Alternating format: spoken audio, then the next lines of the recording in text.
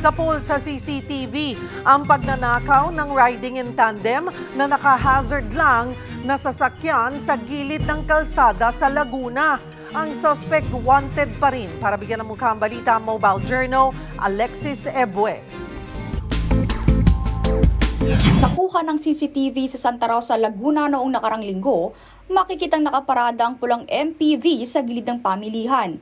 Maya-maya, isang motorsiklo ang huminto sa tapat. Bumaba ang angkas saka nagtanggal ng helmet. Umabante naman ang kasama niyang rider. Pagkalapag ng helmet ng angkas, casual siyang naglakad palapit sa MPV. Sinilip niya ang loob ng sasakyan at dali-daling binuksan ang pinto. Mabilis niyang tinangay ang bag sa loob, saka sumakay sa motor at sumibat. Kuwento ng may-ari ng sasakyan, bumaba silang mag-asawa para mamili ng pintura at tubig sa lugar. Ganun na lang ang panulumo ni Meli. Natangay kasi ang 14,000 pisong halaga ng cash, bagong cellphone at debit at credit card.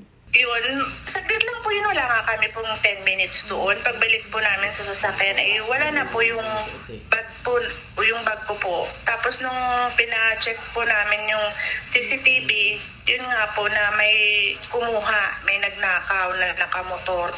Agad nila itong isinuplong sa pulis. Hinala nila, dayo sa lugar ang mga sospek.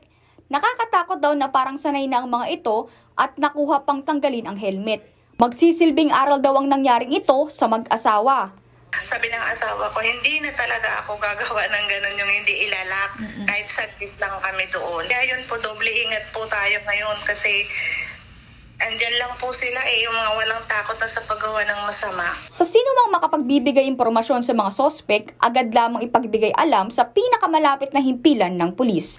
Para sa 1PH, Mobile Journal, Alexis Ebue, News 5.